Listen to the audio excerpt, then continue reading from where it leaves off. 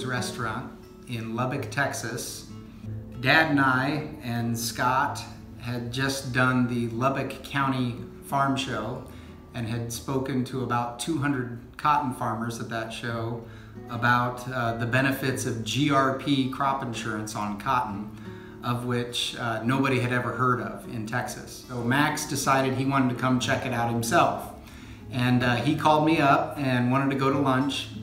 And I remember being in the restaurant waiting, and Max came waddling in, and 4 hours later, we ordered dinner and ate dinner at that same restaurant.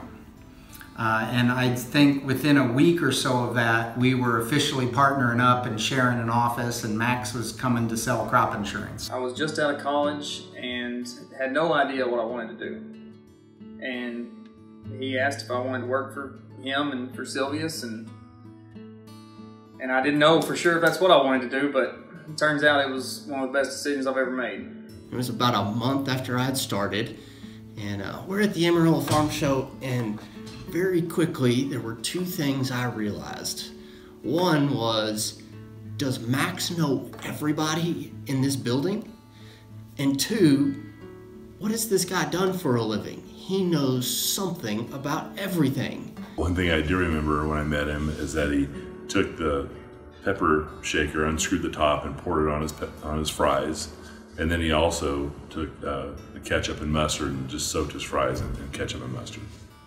And every once in a while people would say, well, now Max, what are you doing here? What's your role? And he very often would say, well, I'm not here. I got plenty of money. So now I'm just here to make friends.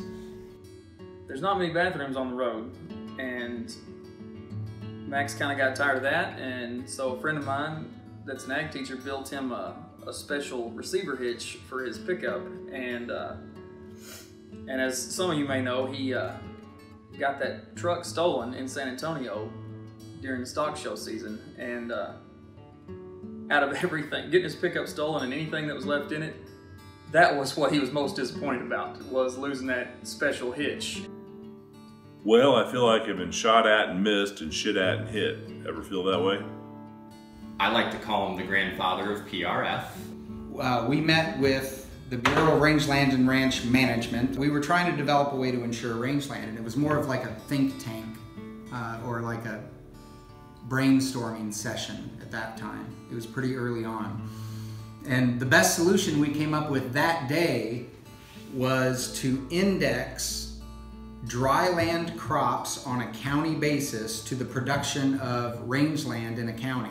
So we were going to look at the variability and the yield of dryland crops like dryland wheat, dryland sorghum, dryland corn, and then index that to the value of the production of native grasses and rangeland. I don't know how successful that original concept would have been, but that's where we were landing at that particular day.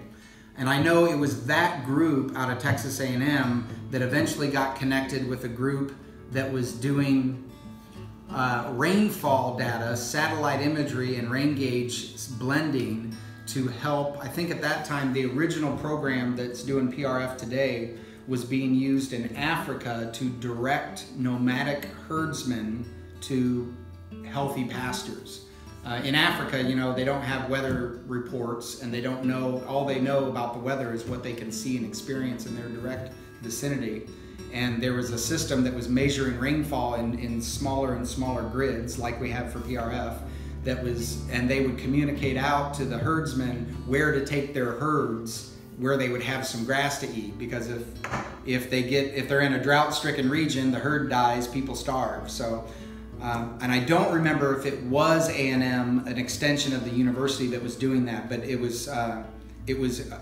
we got introduced to that concept through there. And from there, that data also existed in the United States, but really wasn't being utilized. And I know Max was very instrumental in hooking up the right people in the right manners at those early times to help get this concept off the ground. Which is why we refer to him as the father of rangeland. As we have sold PRF, even just on the crop insurance side, Max has always been there to answer the questions that nobody knows.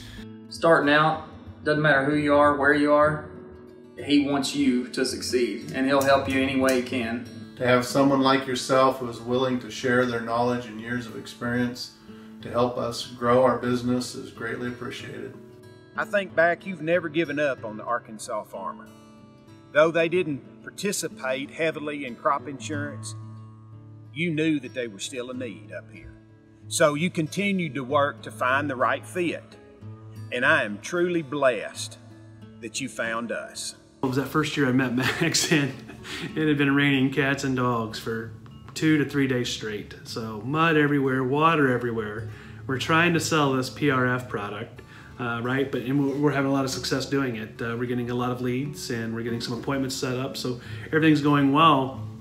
So you know, the final day comes, and we're trying to leave. And Max that year was driving a Chevy Silverado 2-wheel drive pickup truck, and you know, Max puts it in drive and it just sits and spins.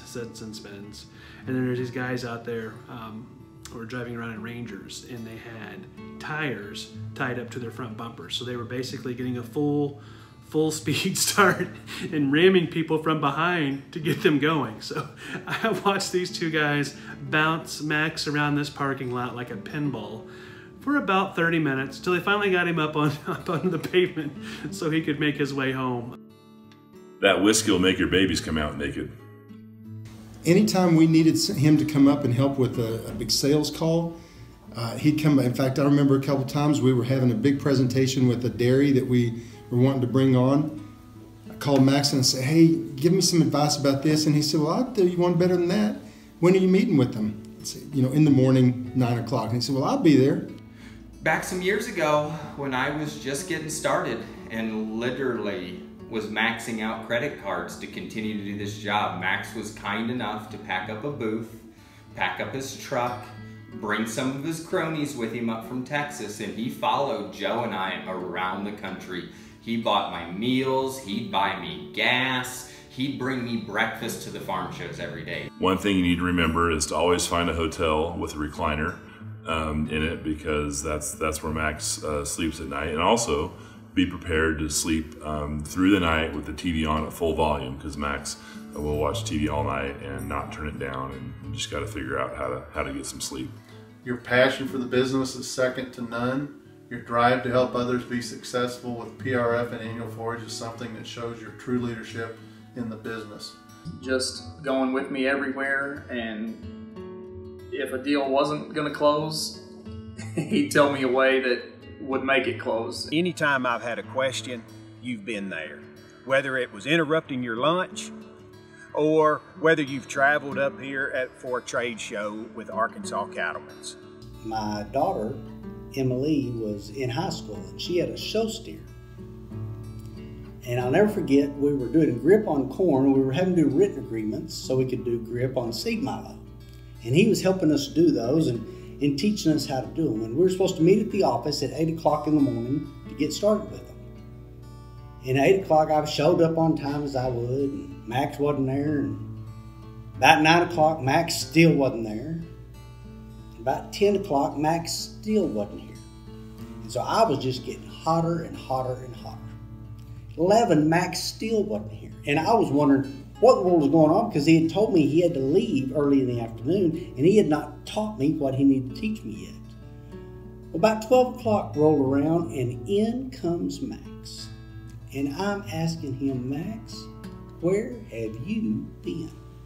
And he said, "Now, Brent, if you don't like this gear, you're sure not going to like the next one." I said, "Well, Max, I said, we just got a short amount of time for you to teach us this stuff. Where have you been?" And he said, "Well, Brent, Emmy needed a halter for her calf." And I said, "Well, what does that take? 15 minutes to go down to the Big R and buy one?" He said, "Oh, no." He said, "I handmade her a halter for her calf." So there I was, worried about making money, worried about doing all the work, and Max was loving on my daughter, Emmy. Order chicken at a restaurant around Max and you're gonna hear, "Chicken!" Chicken? Chickens! I'm busier than a one-legged man at an ass-kicking contest. In Webster's dictionary, under the word friend, there ought to be a big bust of Max, a picture of his smiling face on there, because anyone who's ever been friends with Max will know that on a moment's notice, without any thought for himself, he will pack up and quite literally drive across the country for a friend. Max has been like family from day one, treated me like family from day one, and has helped me more than anybody has in my life that I know of. And I appreciate all of it more than you'll ever know. Max is just a dear friend. I would consider him a mentor and somebody that has just been invaluable in my life the last 10 years. The time you've put in, the phone calls, the countless number of phone calls you took to answer my questions, helping me get off the ground here and enjoy some success at this job. I am certainly glad that we've been in business with Max, and I'm glad that we're friends with Max, and he is absolutely a loyal friend to the end. And you know, Max, I don't care what Cam says about you, you're all right. Look what you created. Look what you turned me into, Max. I'm a hybrid Yankee now because of you. So I do appreciate it, Max. You've helped me quite a bit. So thank you. So thank you, Max. Thank you. Thanks so much. Thank you. Thank you so much. Thank you. Thank you for bringing me into the crop insurance business and the Silvius family.